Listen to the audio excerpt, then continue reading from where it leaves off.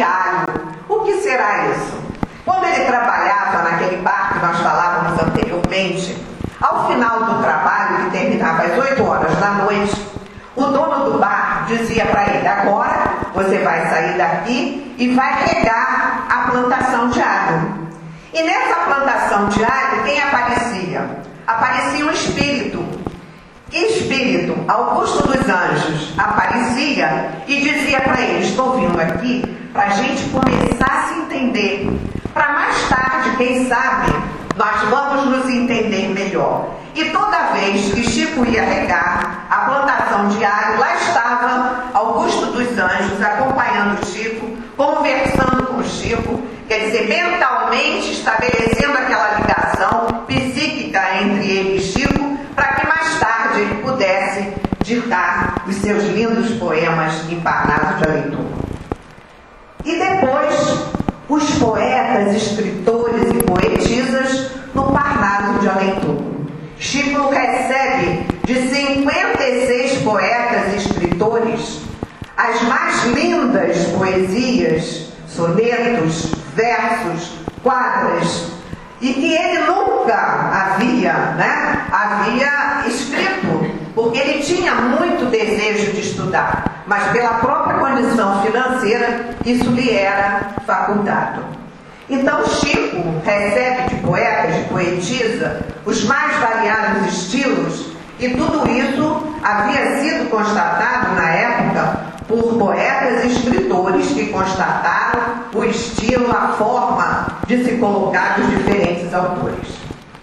E finalmente, aos 21 anos, a presença do grande mentor. Aos 21 anos, quando Chico tinha, em 1931, ele recebe então a presença de Emmanuel. O grande Emmanuel, que nós vamos ver a beleza de ligação de Emmanuel com Chico Xavier. Uma ligação que atravessa os tempos, Então ele recebe ali naquela beirada, debaixo da árvore, aquela figura lindíssima que aparece para ele, tendo atrás dele uma cruz luminosa. Então nós vamos caminhando com esse médium do século XX, que editado então em 1932, para quem não conhece o livro, eu gosto de trazer, o Parnaso de Além Túmulo. E o Parnaso de Além Túmulo, os primeiros livros de Chico têm uma peculiaridade. O Chico faz, ao início do livro, uma apresentação dele com o livro. Muito interessante. Que nos outros livros das diferentes séries, nós não vamos encontrar. Então, nos primeiros livros que Chico psicografa, ele faz uma apresentação do trabalho, como no Parnaso, ele faz a apresentação dele como médium, dele, a vida dele, as dificuldades dele. Quem nunca leu, procure ler, é lindíssima. E ele mostra ali toda a característica de personalidade, de humildade, de simplicidade, e ele vai então nos dizer o seguinte: só nos últimos dias de 1931, com a graça de Deus está no Parnaso, desenvolveram-se em mim de maneira clara e mais intensamente a vidência, a audiência e outras faculdades mediúnicas. Então, a partir de 1931, é que Chico começa a desenvolver todo o seu potencial mediúnico, que ele vai, inclusive, até materialização, que certa feita Emmanuel se apresenta na materialização e diz para ele que aquele não era o caminho dele, que ele não tem que materializar espíritos, ele tem que materializar livros.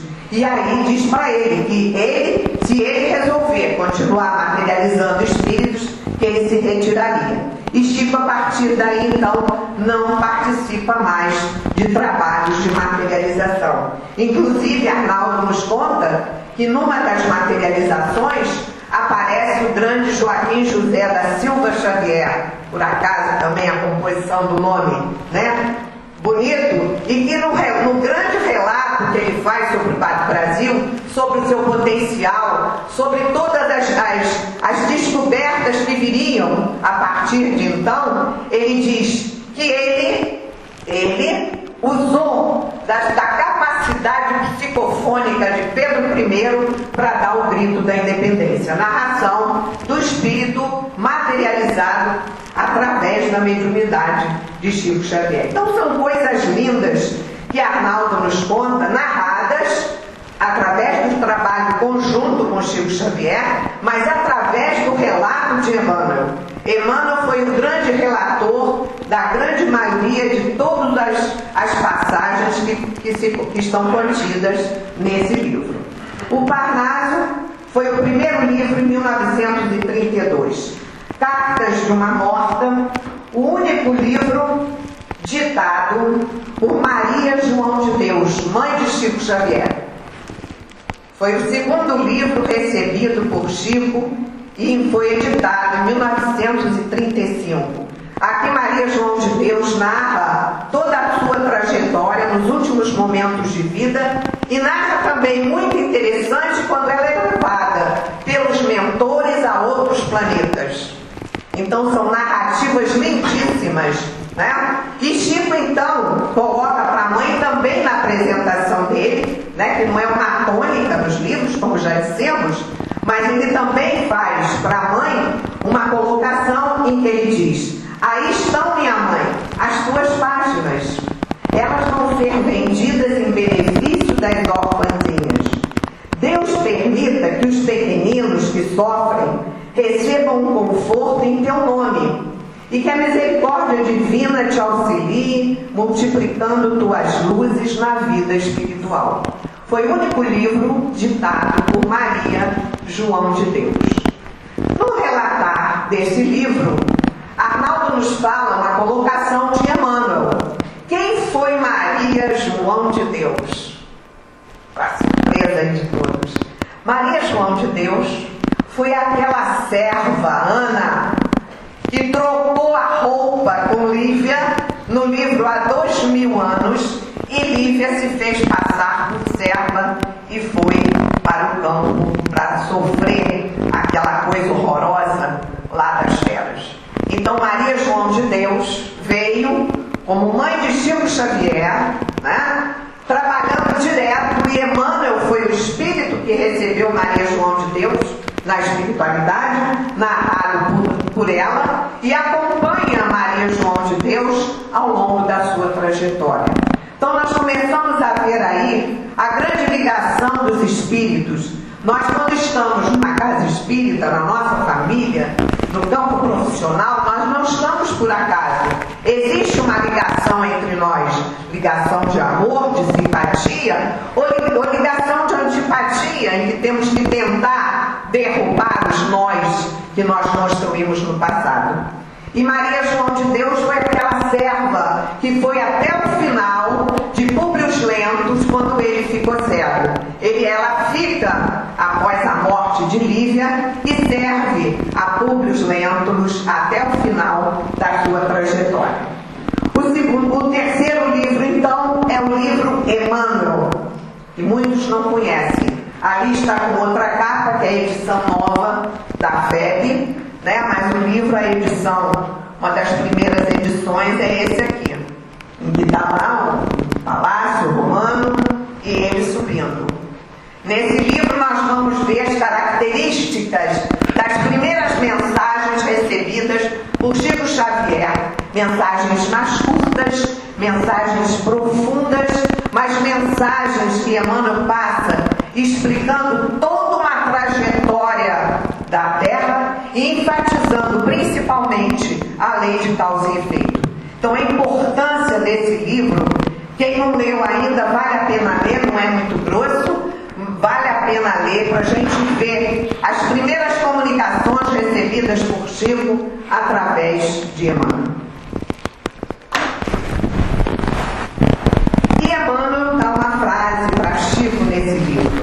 Olha que frase: tenho seguido sempre os teus passos, e só hoje me vês na tua existência de agora. mas os nossos espíritos se encontram unidos pelos laços mais santos da vida.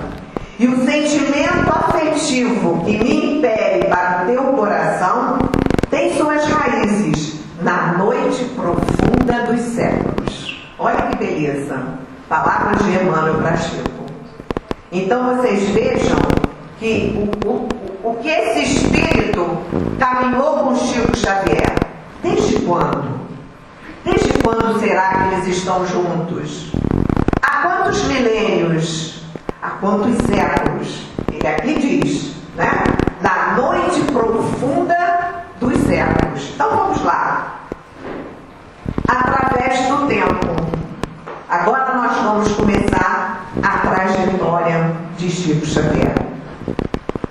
Contida nesse livro, uma beleza sem par. Inclusive, fomos chegando através da internet, através de livros específicos, históricos, a aparição de cada personagem, para a gente entender o caminhar desse espírito, mas principalmente o desenvolvimento da mediunidade ao longo do tempo. Porque muitas vezes o companheiro diz assim, eu tenho mediunidade de paralelepípedo, não vejo no outro, não faço nada. Não. Muitas vezes a gente vem uma encarnação, né, com necessidade de não utilizar ostensivamente a mediunidade, mas utilizamos a intuição, utilizamos a inspiração, utilizamos outras mediunidades que nós ainda não conhecemos, como diz Arnaldo aqui, que trabalhou 50 anos em trabalho de desobsessão, e que ele diz: nós somos ainda incapazes de entender o processo mediúnico na sua profundidade. E realmente nós não entendemos. Nós não conhecemos todos os tipos de mediunidade. Nós ainda estamos engatinhando, né? Nós ainda estamos nos trabalhando para que essa mediunidade que nós trazemos possa ser trabalhada e possa evoluir. E aí nós vamos fazer a primeira apresentação através da primeira faraó egípcia, Hatshepsut, que no Egito chamava-se Farane, não era faraó, era Farane. No Egito Antigo, quando ele fora a primeira faraó mulher. Estamos falando, Luiz, de Chico Xavier. Ele foi a primeira faraó mulher. E na declaração em que o próprio Emmanuel faz, e que Chico ratifica, diz que foram os primeiros passos dele na Terra. A conclusão eu deixo por conta de vocês. Eu fiz a minha, cada um vai fazer a sua. Se ele relata que foram os primeiros passos dele na Terra, é correção. De onde virá ele? Então vamos continuar com a nossa Farane. Governou como regente por 22 anos, de um caráter íntegro. Então nós vamos ver aí que o caráter, a personalidade já vai se formando ao longo da trajetória. Foi extremamente justa. E logo que chegou ao poder, libertou muitos escravos de guerra. Ela fez com que o país abandonasse a guerra e se voltasse para as atividades pacíficas. Restaurou as rotas de comércio com o exterior e iniciou-se nos mistérios de Osíris e Ísis. A faraó vivia sua religiosidade no culto a Amorá e amava o seu povo. Gostava de madrugar para ler e meditar sobre as questões da vida.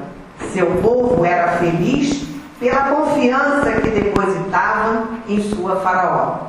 Ela viveu de 1490 a 1450. Então vocês